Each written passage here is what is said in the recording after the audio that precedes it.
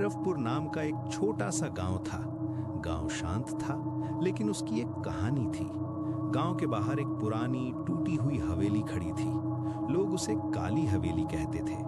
कहते हैं बहुत साल पहले वहां एक तांत्रिक रहता था जो काला जादू करता था। फिर एक रात अचानक हवेली में भयानक आग लग गई। उस दिन से तांत्रिक कभी नहीं मिला, वो बस गायब हो गया। उस रात के बाद से गांव वालों ने उस हवेली के पास जाना छोड़ दिया। लोग कहते थे वहां अब भी कुछ है। फिर एक दिन शहर से एक लड़का भैरवपुर आया अपनी दादी के घर।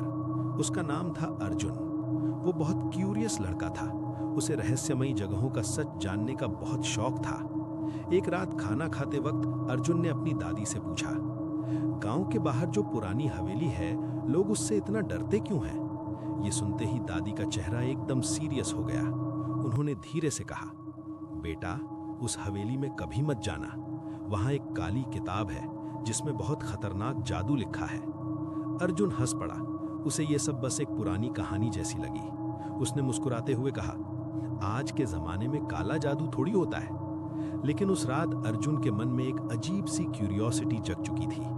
उस दिन अमावस्या की रात थी। पूरा गांव अंधेरे में डूबा हुआ था और तब अर्जुन चुपके से घर से बाहर निकला। उसके हाथ में एक छोटी सी टॉर्च थी और उसके कदम सीधे उस पुरानी हवेली की तरफ बढ़ रहे थे।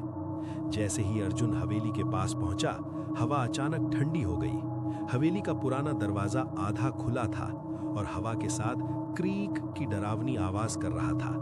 अर्जुन धीरे से अंदर गया। अंदर हर जगह जाले थे। पुरानी तस्वीरें दीवार पर लटक रही थीं और पूरा महल सदियों से सोया हुआ लग रहा था। तभी अर्जुन को एक कमरे से हल्की सी लाल रोशनी दिखाई दी। वो धीरे धीरे उस रोशनी के पीछे चल दिया। कमरे के बीच एक पुरानी टेबल रखी थी और उस टेबल पर एक काली किताब रखी हुई थी।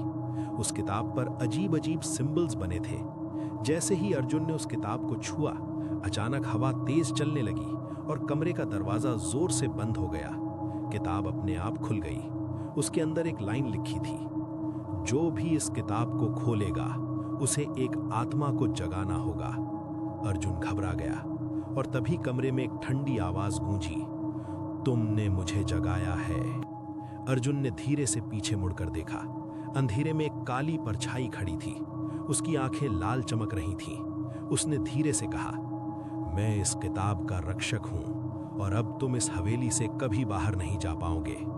अर्जुन का दिल जोर जोर से धड़कने लगा।